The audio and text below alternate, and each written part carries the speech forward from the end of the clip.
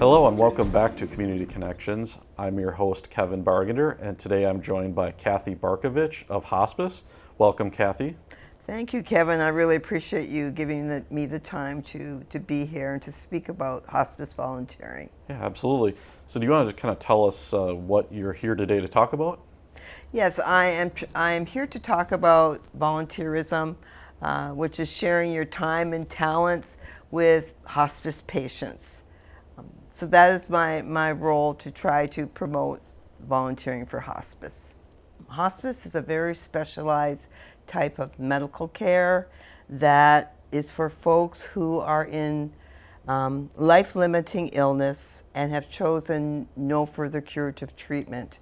And it's a specialized team of nurses, social workers, chaplains, volunteers that is very patient-centered. Our goal is to keep the patient comfortable and to die with dignity, and it's based on the patient's request. So as the volunteer coordinator, that's my role, is to try to get wonderful folks, to use their time and talents to volunteer and be friends to these patients who are at the end of their life journey.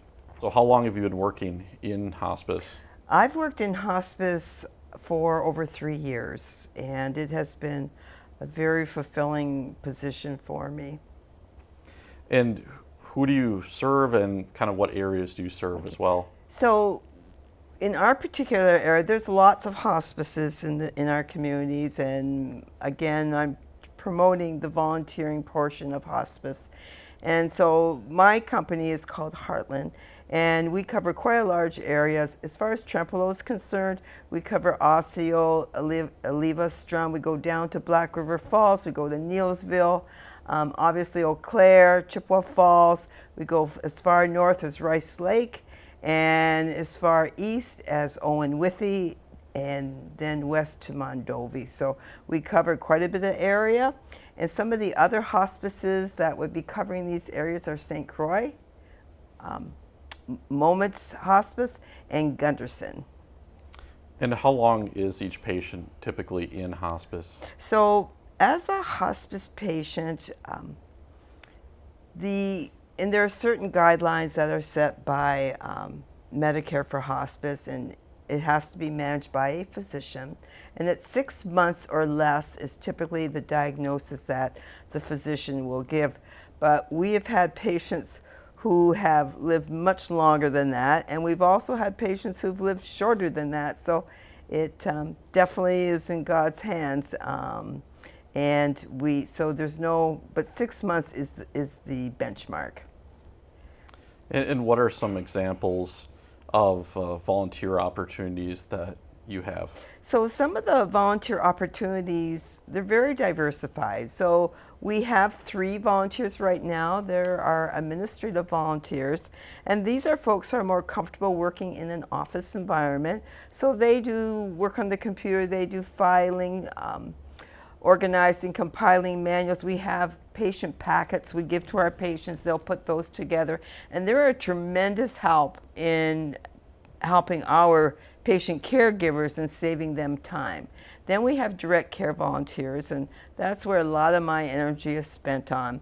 And these are volunteers who do not do hands-on care. They are who do face-to-face with the patient and the family. They're friends to the patients and families. They do things like take them for walks on a good day, chatting, spending time, playing cards. We had one patient that just loved cribbage, and I was so fortunate to find a gentleman that loved cribbage too, and they just love to get together and play cribbage, do puzzles, just everything that we try to find out what the patient's interests are.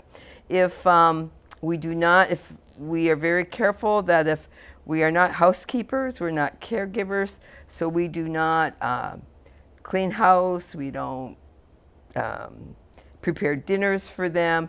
It's strictly being a friend and a companion and socializing for the patient. So that's our direct care volunteer. And then we have other volunteers. We have pet therapy we offer. We have a wonderful gal, and she's a breeder who has an Austrian Shepherd, just a really friendly dog, and we take them to see our patients. And most of our patients are in facilities, assisted living facilities. Some of them are in the home, but when you're in the home, you have to have a caretaker when you're a hospice patient. So we do have pet therapy. We also do Reiki, which is positive energy, a calming effect for the patient. And we also have vigil, and the vigil is really a specialized type of care. And vigil is, and we have 3 vigil volunteers. They are volunteers who have done some extra training and are there at the end of life when that patient's journey into is ending. And there's a special training. They will sit with that patient, play music, sometimes hold their hand as they are getting very close to the end of their journey. And do you find it very rewarding doing what you're doing? Yes, I find it very rewarding. And actually, I used to be a nurse, and then I moved into management, and then I moved into hospice. And hospice has probably been the most rewarding position I've had. There's a lot of personal fulfillment. You learn about the fragility that life is. You learn how resilient patients and their families are when they know they're getting towards the end of their life. So much personal growth. Sometimes you learn more about yourself than you do from the patient. So it is a very rewarding and fulfilling part. You listen to stories. People's stories are very interesting, what they've done through their lives. So there's a good relationship and bonding building as a volunteer that we have. And I just thought if I could read this, it's kind of... Absolutely. This is a just a short passage. It's called The Absolute Gift of Hospice. It said, before I became personally involved with hospice and didn't know much about it, I only shuddered with dismay when I heard someone is on hospice, knowing it meant death was around the corner. And I personally want to add that that's what makes it really difficult to get volunteers, because many people think about it that way. Death and talk of death was scary and something I wanted to just avoid. However, that was before I became obsessed with the angels, that as a part of hospice, where now I light up like a Clark Griswold's Christmas lit house when I hear someone gets hospice care. As my dad used to say, the only certainty in this life is death, which seems pessimistic, but it really is true. Death is just a part of life.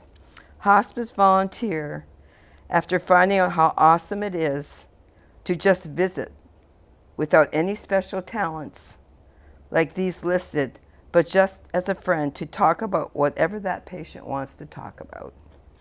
So I thought this person really summed up very well what the benefits of hospice are. Yeah. It sounds like it's not even just like you said, not a special skill. Sometimes it's just being there for people. Correct. That's exactly correct. And are you always looking for volunteers? Always looking for volunteers, regardless of what hospice you're going to. We have a lot of clients, and we love every client to have a volunteer. I want to just clarify that our volunteers do not go visit a patient unless they are wanted. So there's no rejection. I'm usually the first face they see. I meet with them. I explain what our volunteers can and cannot do. And if they say, yes, I want to volunteer, then I always go out on the first visit, introduce that person.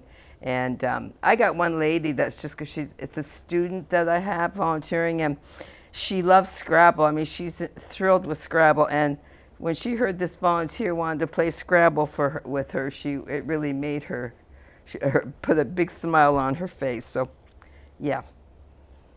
And how many hours normally does each volunteer typically go through per week? So for the volunteer, I don't have specialized hours.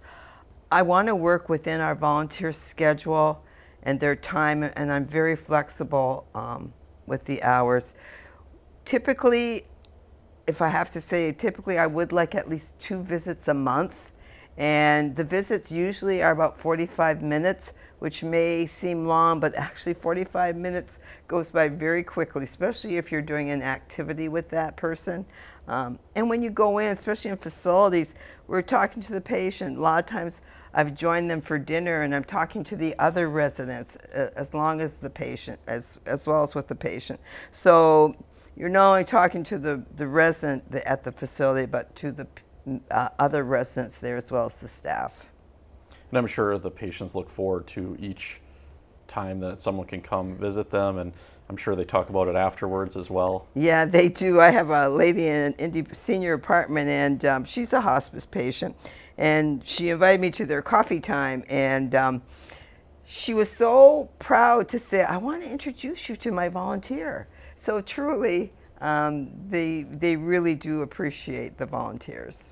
And how can someone reach out to you about this program? So if you're interested in volunteering and depending on where you reside, again, I mentioned those other hospices because we all have volunteers. It is a requirement for the Medicare program. So is there anything else that we should know about Yeah, I would hospice? yes, I'd like to just kind of quickly mention with hospice that we do have an orientation program. We call it onboarding.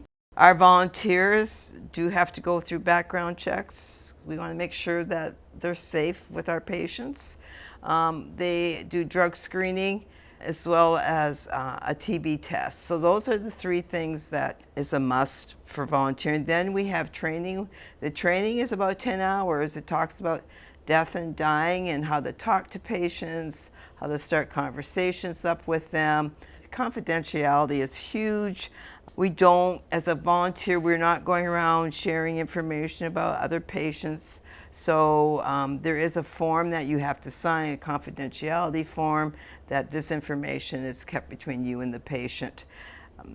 So between the orientation, it's a self-study. There is a very short test from it.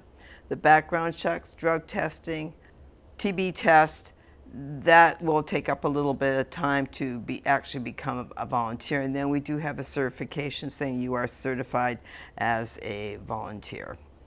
All right, so I'd like to thank Cathy Barkovich for joining us in studio today. I'm your host, Kevin Bargender, and we'll see you next time on Community Connections.